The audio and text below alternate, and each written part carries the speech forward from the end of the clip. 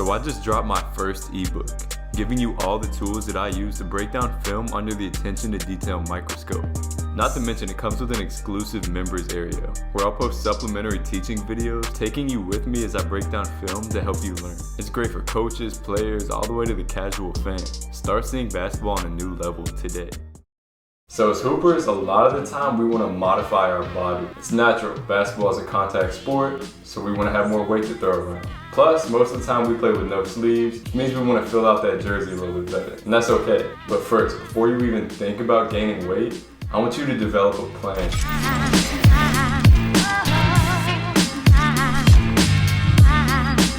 So I'll get started with this. I want you to answer these questions for me. First is, how bad do you need this weight? A lot of NBA guys, you don't see them carrying around much excess body mass. Basketball is a contact sport, so it is valuable to be able to hold your own. But it's even more important to be nimble on your feet, to not carry excess weight for injury purposes. And if you look at it in purely physics terms, the more mass you have, the more force you're gonna need to put into the ground to accelerate that mass. So just think about that as we go through this video. First, I want you to consider your playing style. If you're a big man and you get pushed around a lot, go for it. I'm all for putting on some mass.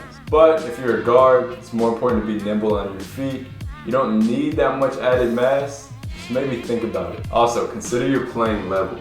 Are you playing at a level right now where you're really getting pushed around? Are you about to play at a level where you're about to get pushed around? I hear a lot of guys talking about how much they need to put on weight. Sometimes for them it could be the last thing they need. But like I said, if you're about to transition to a new level and you may need that weight, it may be something to consider. Next, what is your body composition right now? Are you mostly lean muscle? Do you have a very low body fat percentage? Do you have much muscle on your body? These can all play a big part in deciding how much weight you need to put on, if any. And lastly, what are your priorities? If your conditioning is even worse than your need to put on weight, that may be something to prioritize, and it would be hard to do both.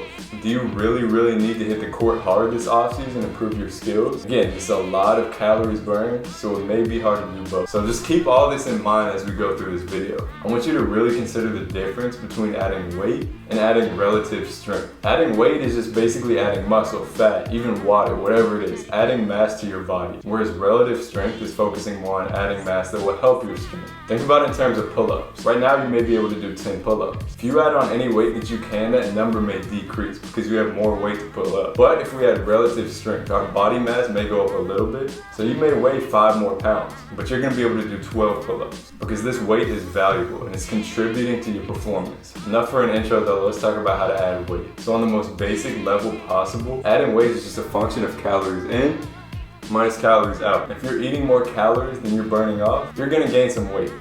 Period. You're gonna need extra calories to support that growth of new muscle, so you're gonna gain some muscle, but you're also gonna gain some fat too, depending on how much you're eating. But there are some big keys that we can manipulate and change throughout this process. So notice that if you're training a lot, you're burning off a lot of calories. That's more calories out. Naturally, we're gonna need more calories in. But if you're burning off 1,000, 1,500 calories a day, it's gonna be tough to eat that much to keep that caloric surplus. It's gonna be expensive too. So we gotta do it in the most efficient way possible. So intuitively, we're gonna do it in the early off season. Especially if you're taking a break from hooping and you're kind of ramping it up a little bit, you're not gonna be working out as much. You're not gonna be burning as many calories, less calories out. Therefore, you're gonna need less calories in to create that surplus. Perfect time to add some weight. Another thing is that in the early off season, likely go lower weight, higher reps, and less reps. Kind of generally prepare our body for that training to come. So if you're looking to add some weight, we're gonna do this in the form of adding some muscle by focusing on hypertrophy in our training. You always hear that the ideal range for hypertrophy is 8 to 12 reps, but I think anything from 6 to 16 reps will really get that stimulus you're looking for. So you wanna get more volume, keep the rest low, about 45 seconds to a minute, and go with lighter weight so you can get higher reps. But if we're focused more on adding that relative strength, and the kind of a weight gain is a secondary factor, we're gonna lower that rep range a little bit, add some more weight on, and really focus on developing strength, which will also have some hypertrophy effect. Another really overlooked key for gaining weight, sprinting. Sprinting is huge for developing lean muscle mass and really optimizing our body composition. So on the most simple level, our body is never gonna experience that level of force that you get in a sprint in that little amount of time. So we're really gonna have to recruit more fiber. And these are gonna be the type 2 fast twitch muscle fibers. Plus, studies show that an enzyme called mTOR, which basically just supports growth in your body,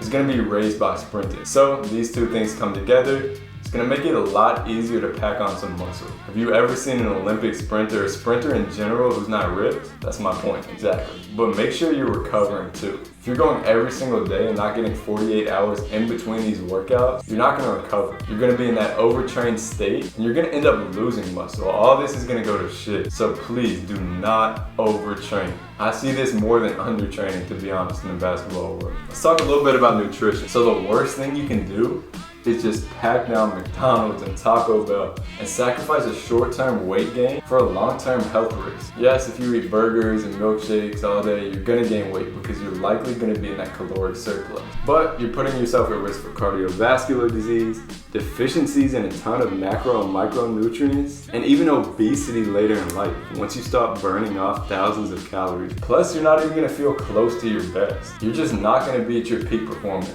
Because to put extremely complicated matter in a short phrase, you're putting shitty gas into a sports car. Because your body is a sports car. It's the most complicated system on planet Earth. And to support those metabolic processes that go on every single second of our lives, we're gonna need very, very, very good nutrition. You'll be fatigued in and out of games. You're gonna be fatigued in workouts too, so you're not gonna get that volume that will let you gain muscle in the first place. Also, it may cause extremely fast weight gain. And if your connective tissues and muscles aren't adapted to the weight that you're putting on, you're gonna be at risk for injury. So eating healthy will kind of stabilize that weight gain. It's gonna be a little bit slower of a process, but we're gonna allow our body to adapt to it, which is gonna make it way more functional for it. Hence the importance of relative strength. So it's not only about the quantity of the calorie, but the quality of the calorie. So I'll give you a few quick tips to make sure you're doing this the right way. So first, we want high levels of fat. A lot of people say fat's gonna make you fat, but it's not. It's just very calorically dense, but it's not directly gonna make you fat. And it's actually good for us if we wanna gain weight. It's dense, so we have to eat less to get more calories in. Again, calories in,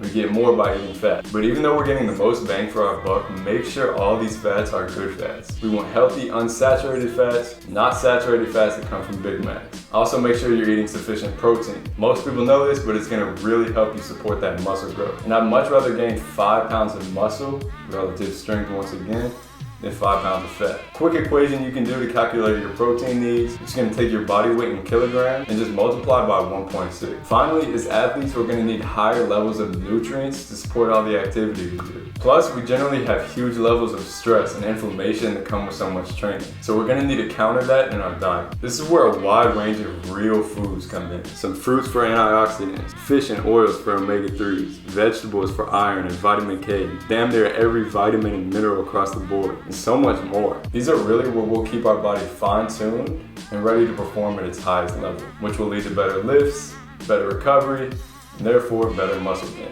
Lastly, I'll give you 3 quick tips to kind of help accelerate this process. First, no ice baths, no ibuprofen, no ice, nothing that's gonna hinder that inflammatory process. So a little bit of background on this. When we work out, we cause inflammation. Our body needs inflammation to grow. And when we take an ice bath or an ibuprofen or ice our knee or whatever it is, we're taking away that inflammation, which just takes away that pain. But it's taking away that pain worth taking away that growth of muscle, especially when we're trying to gain weight. It's not. Most of the time when we're gaining weight, it's gonna be in the off season. So there's no rush to hurry up that process. So in general, I'm not a big fan of any of this stuff. Second, don't go out and play bullshit pickup games or any other activities that aren't really significant. Make sure everything you do is really helping you reach that goal. Because again, it's calories in versus calories out. And any calorie you burn, you want it to be helping you become a better player. Last, don't rush it. This is huge for me. Establish a caloric surplus of 500 calories a day. I wouldn't say any more than that. And then shoot for about a pound a week. That's reachable and also pretty healthy. Anything more and you're really pushing your body, in my opinion. And unless you need to, don't stray far from your genetic body composition. That's what your body, your connective tissue, your cardiovascular system, it's what it's used to and what it's built for. So changing it too much is gonna throw off the system. Now if you're training correctly and eating right in a caloric surplus, you're gonna gain muscle. And especially for beginners, this muscle gain is gonna come quickly. And that's good, it's a natural process. But throwing back Burger King until you get 10 pounds of fat added on your body is not good. So again, consider, do you want to actually add weight? If you do, that's fine. You can go ahead, you got a green light. Make sure you're doing it the right way. You got to look at it from a holistic view. Is this going to help you become a better hooper? If so, go for it. Let me know if you got any questions. Thank you guys for watching as always.